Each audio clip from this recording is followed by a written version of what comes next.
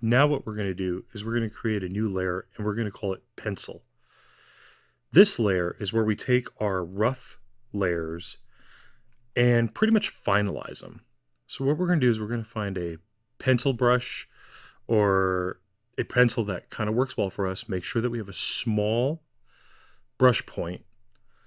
I'm working with roughly about a 5. And let's work in as dark of a black as we can find. All right, this looks good. So let's get rid of all of these little scratch marks. And let's zoom in a little bit more. Double check, make sure our lines, we like them. And let's get rid of them. All right. So what I want to do next is take our opacity from the lighter rough and lower it down to 50%, because just like the previous version of layer, the layer titled rough, it is literally a rough sketch and it's nothing etched in stone. Now what we're really doing is we're really going to go in and start defining our shapes and rendering this out. For this clip and for this portion, all we're going to be doing now is just working on the head. There's no reason for us to dig deep into the figure because we're going to be doing that later in different modules. So now I've already started working in the eyes, keeping in mind the planes of the head, making sure that our character's eyes are not menacing. Because remember earlier I did say that I wanted this to be a positive type of a hero, not an anti-hero. Start roughing in the nose, using my guidelines from our lighter rough layer to try to establish where some of the planes of the nose is, the shape of the mouth. Keeping in mind that we want to make sure that our hero is slightly on the happy side, if that makes any sense. He's a good guy, so we want to make sure that he's got that heroic look. He's the type of hero that a child would not be scared to run to if there was danger.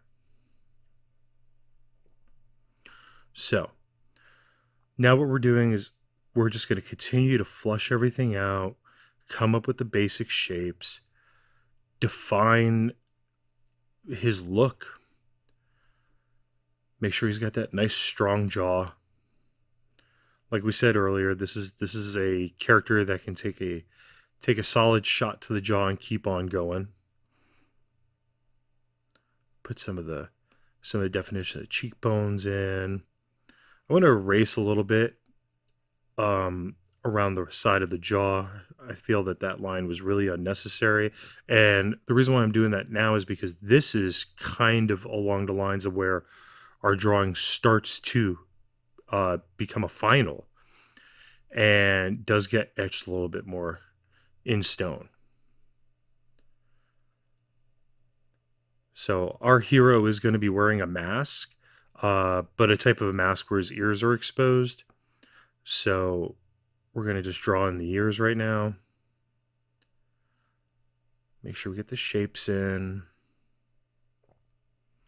You'll also notice that I'm really not filling in too much in the areas of the shadowing. And there's a reason for that, and I'll go over that in a couple of minutes. I'm also adding a little bit of line weight to this drawing now.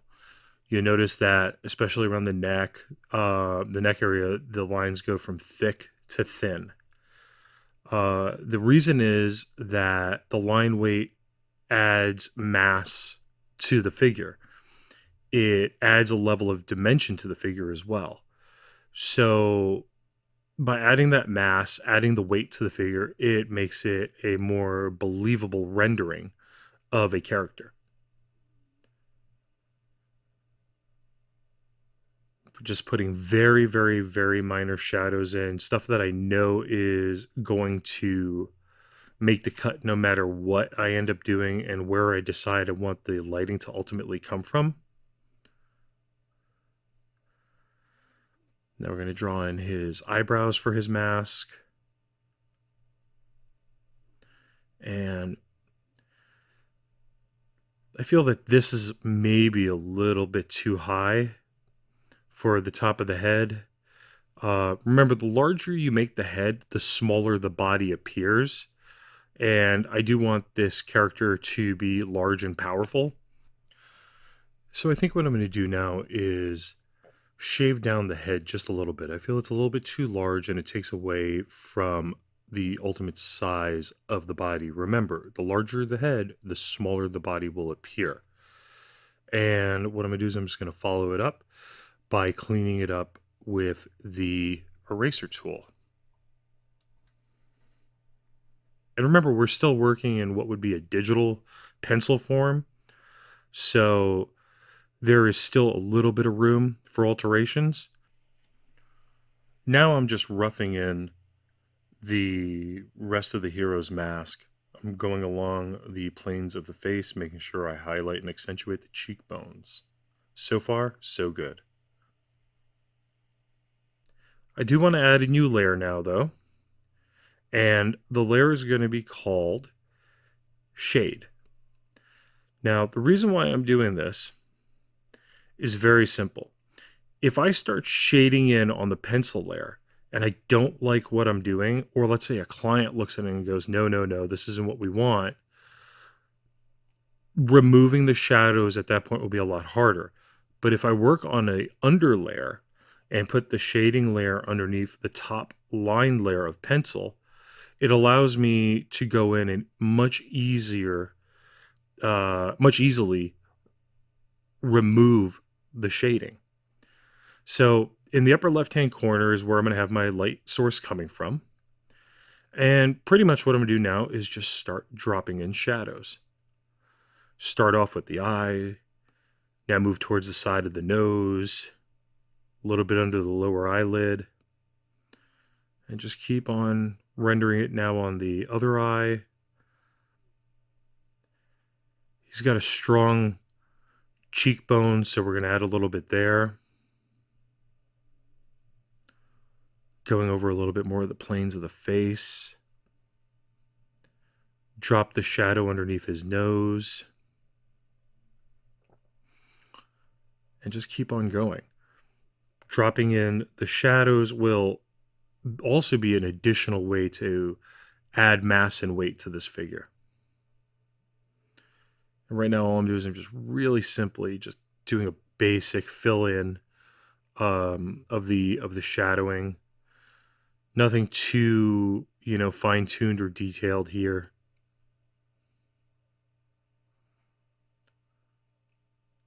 Got the front of the head. Now I'm just going to do a little bit of light feathering just to show how the head's kind of, the shape of the head, I should say, with shadow. Do a little bit of the side of the mouth. All the while thinking about what my end goal is. And my end goal really is that I want a hero that is heroic. I want a positive type of a hero to be drawn. So none of the shading is menacing, dark looking, or evil. It is your hero standing in the sunlight, and these are the shadows that he's casting on his face. Now we're going to drop more shadow underneath his chin. And I'm just going to make this brush point a little bit bigger just so I can take up a little bit more area and fill it in a little bit smoother and a little bit quicker while I'm finding a couple little areas that need to be pinpointed. And I think I'm also going to fill in the ear a little bit. Keep going back under the chin, under the neck. And now I'm going to drop the size down so I can have a little bit more of a more delicacy with the control. Right now we just went from basically a large paint roller to fill in shadows, and now we're going in with a fine brush to do edging. And that's pretty much what we're doing. So just quickly add a little bit more line weight on the neck. A little bit of line work to just show maybe a little bit of a gradient. little shadow underneath the ear. It's little details like that that people leave out. Now we're just going to take an eraser and clear it up a little bit, so it's a little bit more streamlined. Now, look what happens when we remove the blue layer and then the red layer. You have a much tighter, cleaner drawing. And then when we zoom out, you can really get a good idea as to how the drawing tightens up. So now, all I did was just really quickly go over a little bit with the shading pencil just to drop in a little bit more fill. But now we're just clicking through the layers just so you can see the progression. Went from rough to tighter rough, and then to our pencil drawing, and then to our layer with the shade on it, just to show how this all comes together. Let's just zoom in a little bit more so you can see his good looking face. And there you go.